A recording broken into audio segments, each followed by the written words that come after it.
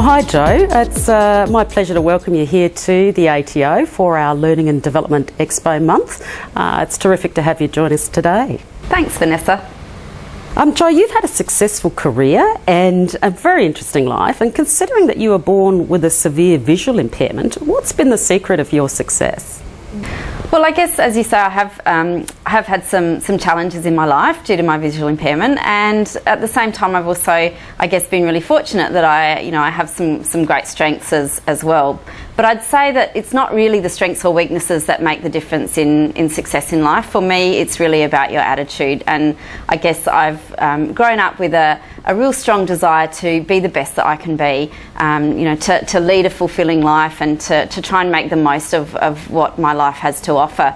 And I think about how that kind of eventuated, and I'm taken back to one of my earliest memories is my first day of school, and you'll see a photo of me on the slide there. And like most kids, I guess it's pretty daunting starting school. I knew that I couldn't see very well, but I guess I didn't really have a good sense of what that meant. I sort of approached school with this kind of excitement about wanting to grow and learn and develop. And one of my earliest memories on that first day is sitting in a room full of a classroom full of children with my little book bag on the side and my pencils, and ready to embrace this challenge, and hearing all the kids around me all kind of reciting this thing, it was like a rhyme, and I didn't really know. I thought, why am I the only one not doing it? And what they were doing, they were saying 2 times 2 is 4, 2 times 3 is 6, 2 times... And I thought, what? I don't understand this. Why? How come I'm not the only one? And then the teacher looked at me and said, Joanna, why are you not reading what's on the board?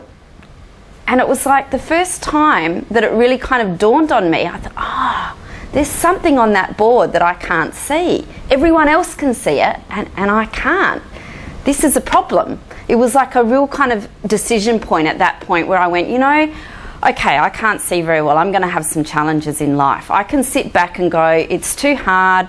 I'm going to struggle. I'll just let life kind of wash over me and sit back and kind of think that, well, I've been born with a disability. But at that point, I kind of had this sense that I didn't want to miss out. I wanted to kind of be the best I could be. I wanted to learn and grow and do what everyone else could do. And so I guess I remember this really strong sense of choosing that, I was going to kind of get in and live my life, and I was going to do what I could to overcome challenges. And it's certainly not, the easy path is not the most satisfying. I could have just kind of cruised through life and done not much, but I chose to kind of get in there, and I think that's what success is about, accepting that if you want to have a good life, if you want to do well, you've got to get in there and live life and accept the challenges. You must have had a pretty clear plan of what you wanted to do. Well, actually, to the contrary, I grew up with, most girls of my age wanted to be a hairdresser or a nurse, and I didn't think either of those were suitable for someone with a visual impairment. So I didn't really have a clear sense, but what I did know was that I wanted to do my best, to really, as I said before, make the most of my life. And what that looked like, I guess, grew and kind of evolved over the course of my career.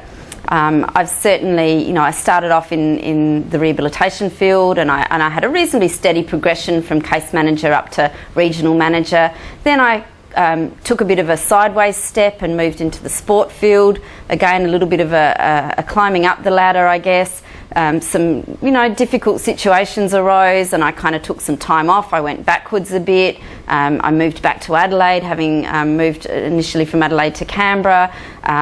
Took a bit of a drop in salary, moved up again. I guess what I'm trying to say is that really career development in these days is not that kind of traditional linear kind of, you start here and you move up. It's what I call the kind of spaghetti theory of career development, where people need to think about their career in terms of, it goes in and out and up and down and backwards. I took some time off. I took my long service leave and studied for a year. I've taken a couple of breaks in my career where I've just been really struggling. I've moved into self-employment now, and then back into the part-time workforce.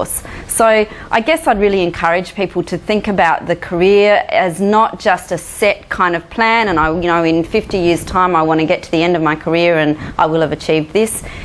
I guess I've been a a sailor all my life, and so a lot of my kind of metaphors are around sailing, and I like to think of, you know, your career as a bit of like a sailing race where you need to kind of chart your course, and certainly in a sailing race you need to kind of head to the next buoy, the next marker that might be out to sea. But you don't necessarily go there in a straight line. If anyone knows anything about sailing, you have to go where the wind takes you, and often that means sort of zigzagging back and forth. You can't sail directly into the wind. And career is like that. You need to kind of set your course, head for a goal, and that might be a goal for the next 12 months or 2 years. It doesn't have to be a lifelong goal. But take the opportunity to go where the wind takes you as well. You've got to be always looking for wind shifts when you're sailing in a race. There's an opportunity over there. I'm not in the right place. I need to get myself over there. And I'd really encourage people to think of their career in that way. Many people wake up one day realising that they're really unhappy in their career. How does this happen, and how do you know that you're in the wrong job?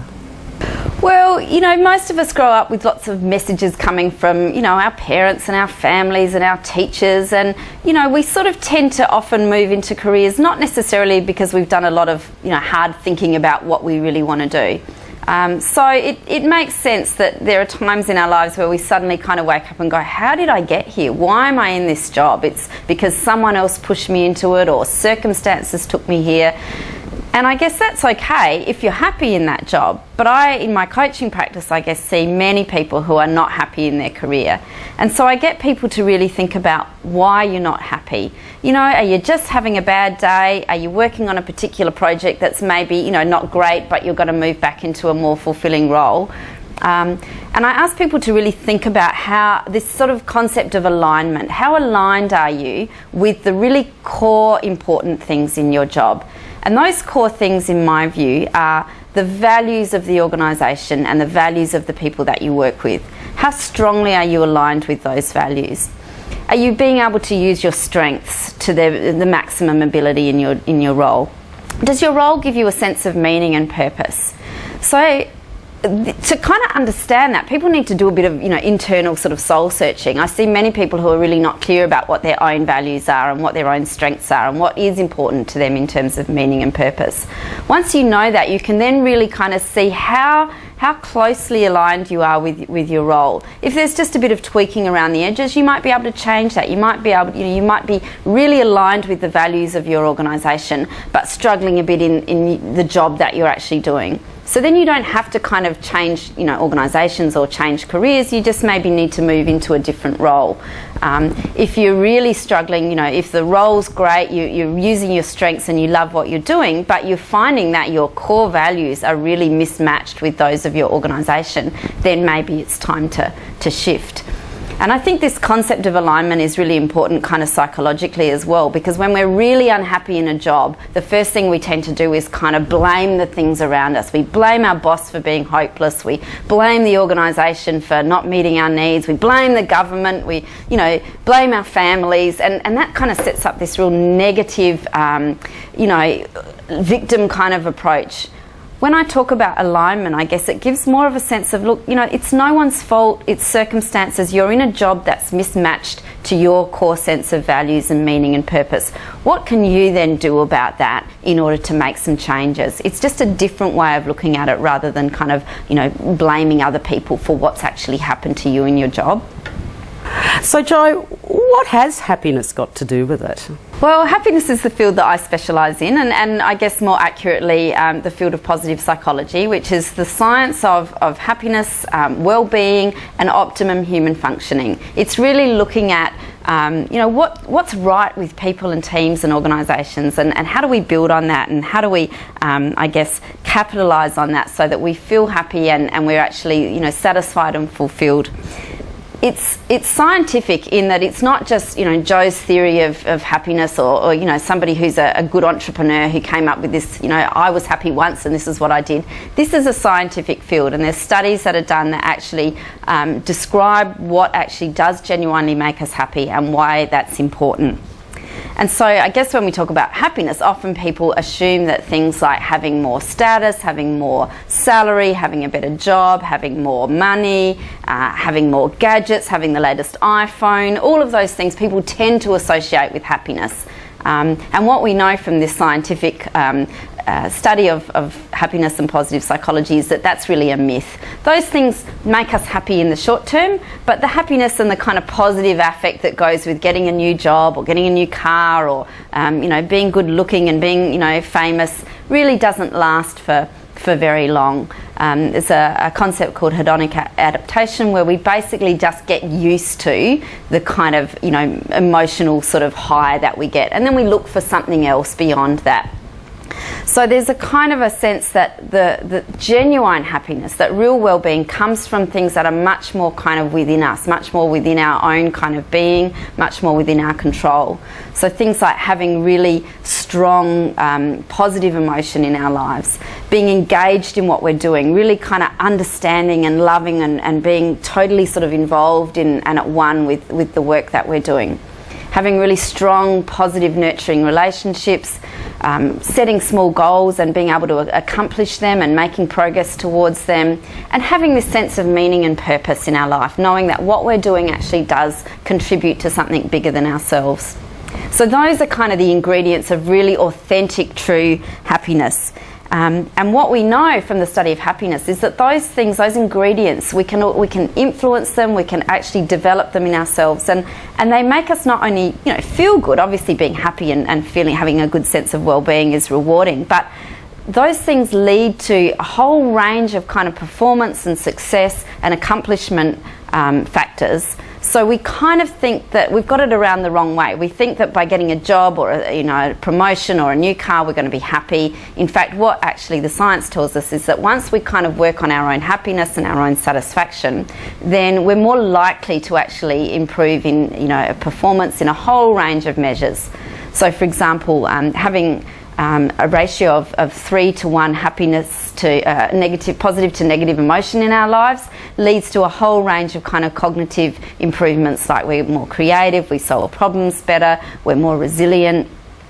Optimistic thinking, so actually kind of attributing negative events to things that are kind of outside of ourselves and are sort of temporary and just confined to that specific area of our lives, tends to increase our performance on any measure you care to mention. So work performance, academic performance, sporting performance, even politicians who have been shown to be more optimistic are more likely to actually get elected.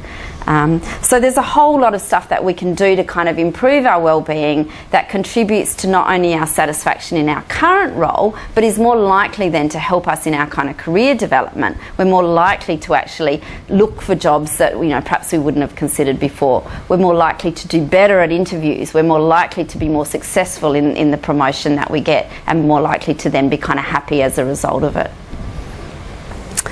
But it is pretty hard to be happy if you're in a job that you hate. What can people do to improve their well-being?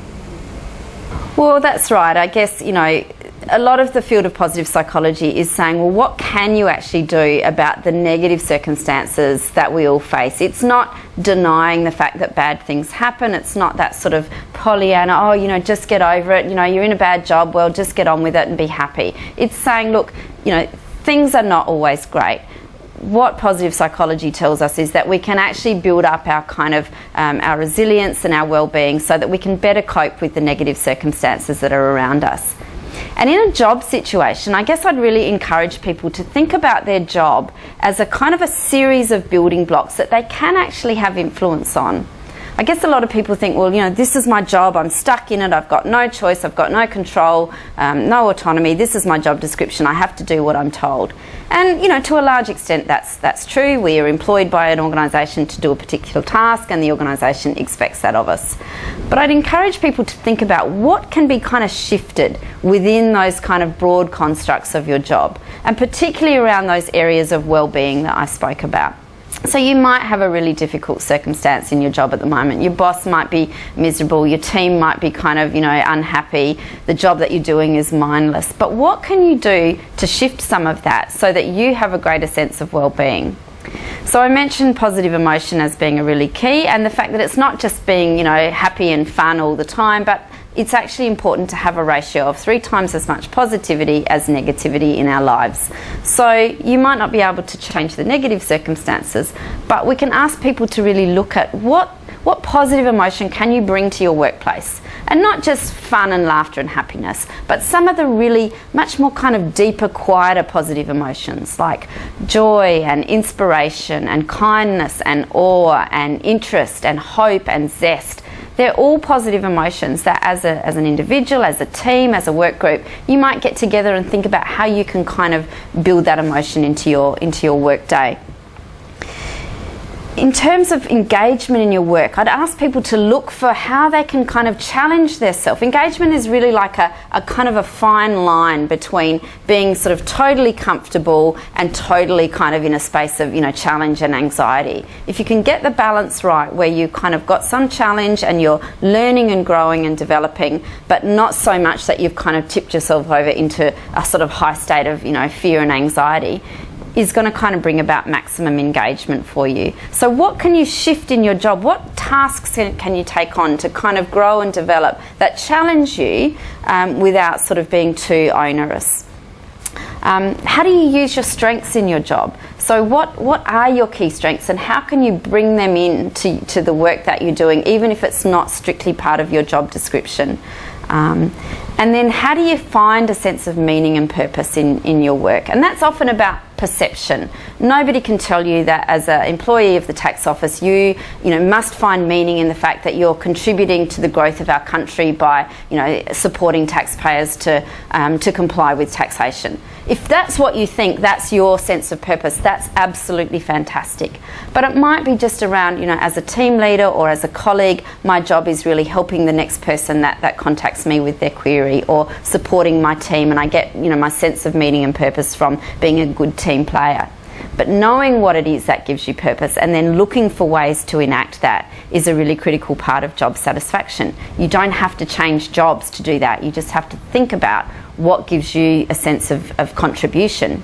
And I'll give you a couple of examples of two really good friends of mine who are both in jobs that I would probably consider almost, undoable for me. They're at the borderline of kind of that really low level, fairly unexciting job. So I've got a friend who's a ward clerk in a hospital that looks after people with severe disability.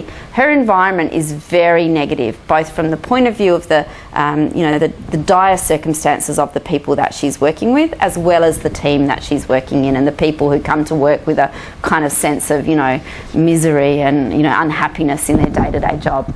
So Ruth basically takes every opportunity she can to see her role as improving the lives of the people that she's working with, both her colleagues and the people with disabilities who have profound disabilities and almost sort of totally dependent for their personal care. And yet every day Ruth will go into work and see her role as being contributing to the lives and the well-being of these people. The other colleague I have is what I think is called a lollipop man, someone who actually stands and holds the signs. And when I ask him what he does for a job, he doesn't say, I'm a lollipop man. He says, my job is keeping the people who build the roads safe. So he sees this sense of purpose in the job that it would be, fairly monotonous and something that most of us would probably really struggle with. He has a sense of meaning and purpose, and that's what keeps him going in his job.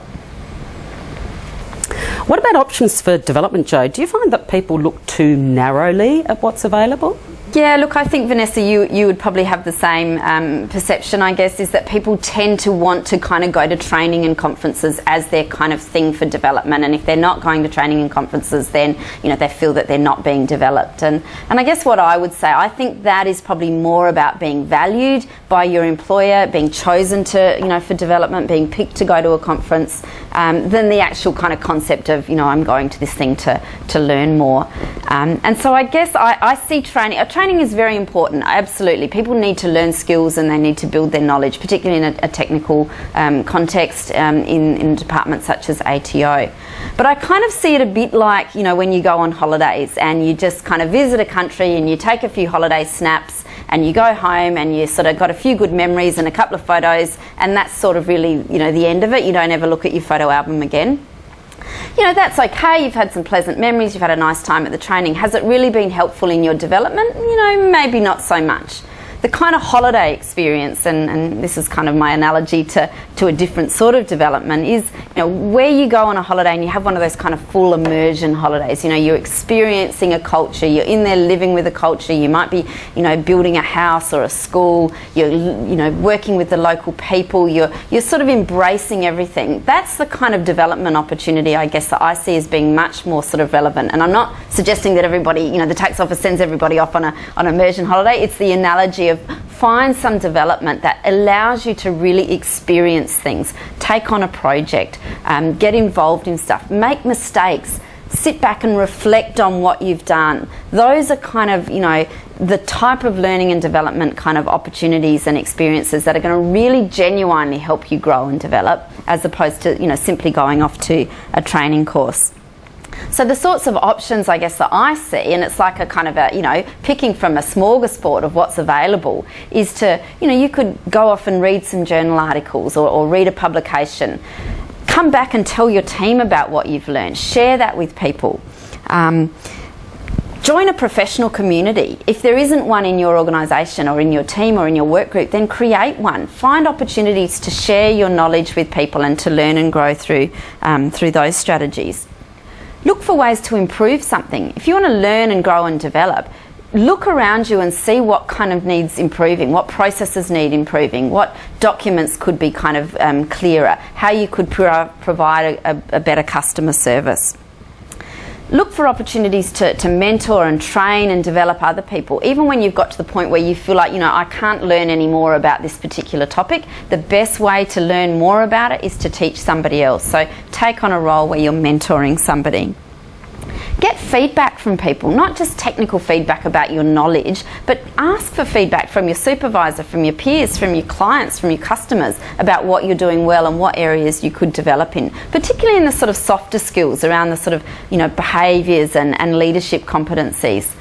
So one of my roles recently was I was state manager here in South Australia for the Australian Public Service Commission. So I have a real strong kind of passion for the APS integrated leadership system. And jump on the APSC website and there's a whole range of tools that you can use to kind of have a look at what competencies are required of your job, what competencies are expected in the job above you. You can do an audit and actually have a look at, okay, I've got these three, but I'm kind of needing to develop in that area. Then you can have a think about, well, what do I need to develop myself? I think that development is really like being in a relationship. You know, it's both parties, you and your employer, have got joint responsibility for your growth and development. And you both have to contribute to that. It's not enough to sit back and go, well, you know, my boss hasn't sent me to a training course, or my department doesn't believe in development, or whatever. You need to kind of, you know, going back to the sailing analogy, captain your own ship and be responsible for your development. Sure, as an employer, if I'm developing my staff, I'm contributing to their engagement and I'm likely to get, you know, stronger loyalty and performance from them. But as an individual, I'm also responsible. I need to kind of start, you know, charting my course and then looking for those kind of wind shifts and opportunities to go, there's something, I'll grab that, and it doesn't necessarily have to be a training course. Jo, you sound like you've really made the most of your life outside of work. Do you think that this has helped your own career development? Look, absolutely. There's no doubt about the fact that I see any sort of development, whether it's relating to your career or in other areas of life, as being, you know, a kind of whole of life thing. And I guess I come back to, you know, that philosophy of mine about, you know, being the best that you can be and taking opportunities to grow and develop, you know, both within your career and outside of work. You know, I think we often see success as just about kind of, you know, people's talents and people's abilities, whereas for me, I think it's as much and even potentially more so about the kind of character that you have. If I'm an employer and I have somebody who has, you know, strong character and whose values align with mine, but who doesn't necessarily have the technical knowledge in a particular job, I'm going to employ them always over and above the person who has the strong technical knowledge but is maybe not got the character traits that I'm looking for. So I'd encourage people to take whatever opportunity is out there beyond the workplace to grow and develop. So, you know, some of the things that I've done in my life have related to, you know, both my kind of outdoor adventure streak as well as a real strong commitment to sort of volunteering. So the slide there is of me in Nepal building a house for a family in rural Nepal living in poverty through an organisation called Habitat for Humanity. So, you know, what did that teach me? Well, I learned a little bit about how to make a house out of bamboo and cow dung, which is the render that you can see on the slide. But I guess what it taught me is about, you know, patience. That job was really as much about connecting with the local community and, you know, engaging with them as kind of getting in there and getting the job done and building a house. So I learnt about patience, I learned about humility, I learned about gratitude. You know, people who have nothing and who you build a house for have just such enormous joy and enormous gratitude that we can't, you know, begin to comprehend in the environment that we live in. So I volunteer for a number of organisations. I'm on a foundation. I work for Camp Quality as a volunteer. I'm involved in Lions Club. All of those things teach me about contribution, about social justice. And then I've kind of, you know, looked to these sort of adventurous activities. So climbing Mount Kilimanjaro, going to the base camp of Everest, you know, challenging things, but things that have taught me, I guess, about courage and about perseverance, but also about, again, engaging with local communities. You know, I wasn't just there to climb a mountain. It was about, you know, kind of having an experience with the local people and teamwork that I developed with the group of people that I was kind of relying on, and they were relying on me to kind of get me to the top of a mountain. So these are kind of, you know, character traits that are all really highly relevant to the workplace. And I guess having, you know, done these experiences have put me in a position where, you know, I can deal with some challenging work situations now. If I'm in a job that I don't like, I know that I've got kind of resilience and I've got perseverance and I've got a sense of kind of patience and humility, and I can use those character strengths to kind of help me get by and to move on into the next stage of my life. Some of these things sound pretty daunting. Do people need to have the same level of confidence that you do in order to sort of take on these kind of challenges? Well, Vanessa, you know, I do come across, I suppose, as a confident person, but I want to put it out there, you know, to people watching this, that, you know, I'm not necessarily as confident as what I might appear to be. I have the same kind of anxieties and fears and doubts that most people have. I guess the difference is that I recognise that those kind of fears and doubts and anxieties are really opportunities for me to grow and develop. You know, fear is a very important kind of survival mechanism. It does keep us safe. It stops us from kind of doing risky things, you know, that kind of are going to, you know, put us in a position where we're going to, you know, potentially have our head bitten off by a saber-toothed tiger in the, you know, in the jungle of old. But it also kind of restricts us and keeps us kind of, you know, in an area where we're not growing and developing. And given that this session is about, you know, taking charge of your career and finding ways to kind of, you know, develop yourself, then there is this kind of need to, I guess, accept that fear and anxiety and uncertainty, you know, go with the territory, if you like. So I spent a good part of my life as a downhill skier and was involved with the Australian Disabled Ski Team, and the slide is a shot of me in one of the races. And I guess I use downhill skiing as a bit of a metaphor for life, because as a visually impaired person, you know, launching yourself off a mountain top, skiing at 50 kilometres an hour potentially, without really being able to see where you're going, and having a guide in front of me, someone to ski behind, you know, who I had to sort of totally put my trust in, I guess, you know, is a bit like kind of many of the experiences that we have in life where, you know, we don't really know what we're heading into. And I guess I've always felt, you know, not entirely comfortable, but willing to kind of put myself in that situation, to kind of launch myself into a, you know, a path where I'm not really sure of what the outcome is or where I'm going. And many of us face those obstacles every day. I guess it's that kind of pushing through that fear, recognising that, you know what, we're actually much more capable than what we give ourselves credit for dealing with whatever kind of circumstances befall us when we launch into that. And I guess I'd really encourage people to think about that in terms of their career. You know, it's put yourself, you know, take a bit of a risk, put your hand up, go into the unknown. That's where you're going to kind of get the biggest kind of growth and development. Trust yourself. and putting yourself in some of those, more adventurous kind of challenging experiences that I've spoken about is a good way to develop those character skills and to develop the resilience that you need. Not everybody has to be a downhill ski racer or climb, Mount Kilimanjaro or whatever. You will all find your own kind of challenges. It might be something completely different. The challenge might be simply putting your hand up for an opportunity that's come your way in your team. That could be the same degree of challenge for you, but put your hand up, and what happens from that is the kind of growth and development. So, Jo, what are some of the key messages that you would like to leave us with today? Well, Vanessa, I'd ask people to think about, the story of the little girl who was visually impaired and starting school on the first day, and that choice that I made about, taking the hard path, but the path to sort of, a rich and rewarding and fulfilling life. The easy path is not satisfying. So choose, I guess, to get involved. Think about career development as a sort of a spaghetti rather than a linear thing. So look for opportunities to grow and develop. Set your goals, but really take opportunities when they come to you. Think about your satisfaction in your own job now and what you can do to kind of build up your own sense of well-being and happiness, so that you're in a better spot to not only perform better in your job, but also to to take those opportunities and to be successful in your career development.